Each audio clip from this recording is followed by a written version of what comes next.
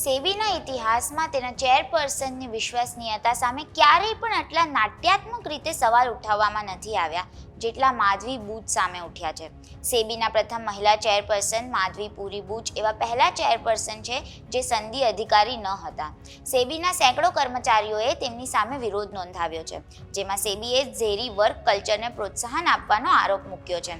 જી media જૂથના વડા સુભાષ ચંદ્રાએ જાહેરમાં તેમના પર લાંચ અને ભ્રષ્ટાચારનો આરોપ લગાવ્યો છે. સેબીના ઇતિહાસમાં આવું કંઈક અગાઉ ક્યારેય બન્યું નથી.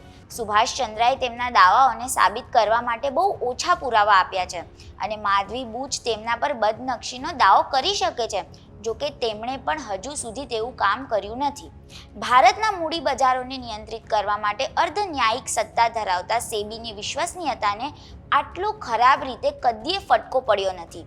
સેબીની રચના એપ્રિલ 1988માં ભારત સરકારના ઠરાવ દ્વારા બિનવૈધાનિક સંસ્થા તરીકે કરવામાં આવી હતી.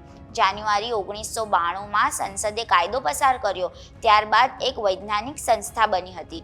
એ જ વર્ષે હર્ષદ મહેતા કૌભાંડનો ભાંડો ફૂટ્યો હતો અને સેબીના ચેરમેન સ્વર્ગસ્થ જી.વી. રામકૃષ્ણએ નાણાં મંત્રાલયના તે સમયના ટોચના અમલદાર મોન્ટેગસિંગ આલુવાલિયાને કડક શબ્દોમાં ફરિયાદ કરી કે સરકારે સેબીને કૌભાંડીઓ સામે પગલાં લેવાની પૂરતી સત્તા નથી આપી. સેબીને વધુ સત્તા મળ્યા પછી 9 વર્ષ બાદ વધુ એક કૌભાંડ બહાર આવ્યું હતું. તેના માસ્ટરમાઇન્ડ કેતન પારેખ હતા. માધવી પુરી બુચ પર હિતોના ટકરાવનો આરોપ મૂકવામાં આવ્યો છે. તેમણે સેબીના વડા બન્યા તે પહેલા બોર્ડના સંપૂર્ણ સમયના સભ્ય તરીકે કામ કરતી વખતે કેટલીક ખાનગી કંપનીઓ પાસેથી ફંડ મેળવ્યું હતું.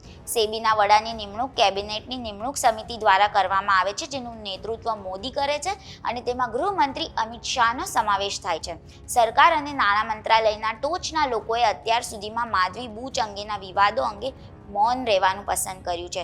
શું એનો અર્થ એ છે કે તેઓ નાણાકીય વ્યવહારો વિશે જાણતા હતા અને તેમની કમાણી વિશે કંઈ પણ ખોટું અથવા શંકાસ્પદ લાગ્યું નહીં?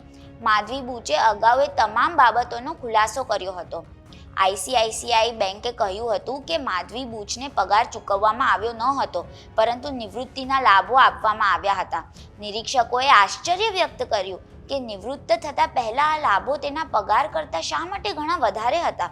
જો આવા પ્રશ્નોના જવાબો અપાય તો પણ સવાલ એ છે કે શું તેમણે તેની કમાણી જાહેર કરી હતી અને તે સેબી સાથે જોડાયા પછી શા માટે તે લાભો ચાલુ રખાયા હતા. કોંગ્રેસે રાષ્ટ્રીય સુરક્ષા સલાહકાર અજીત ડોભાલના પુત્ર સાથે જોડાયેલી પેઢી સાથે તેમના જોડાણ સહિત વિવિધ આધારો પર માધવી બુચના રાજીનામાની માંગ કરી છે. સેબીના પગલાં અને નિષ્ક્રિયતા અંગે શંકાકુશંકાઓ વ્યક્ત કરવામાં આવી છે. સેબી દ્વારા તાજેતરમાં અનિલ અંબાણી અને તેમના કોર્પોરેટ જૂથ સાથે સંકળાયેલા વ્યક્તિઓ અને સંસ્થાનોને કરવામાં આવેલી આકરી સજા એક આ બધા વિવાદોથી ધ્યાન હટાવવાની યુક્તિ હતી કે કેમ તે અંગે પણ પ્રશ્નો ઊભા થઈ રહ્યા છે. કોંગ્રેસના રાષ્ટ્રીય પ્રવક્તા પવન ખેરાએ આજે પ્રેસ કોન્ફરન્સમાં માધવી પુરી બુચ પર ફરી આરોપ લગાવ્યો છે કે તે સેબીના હોલ ટાઈમ મેમ્બર બન્યા બાદ તેમનું ઘર એક કંપનીને ભાડા પર આપી દીધું હતું અને તે કંપની પાસેથી અત્યાર સુધી 2.16 કરોડથી વધારે રૂપિયા લઈ ચૂક્યા છે.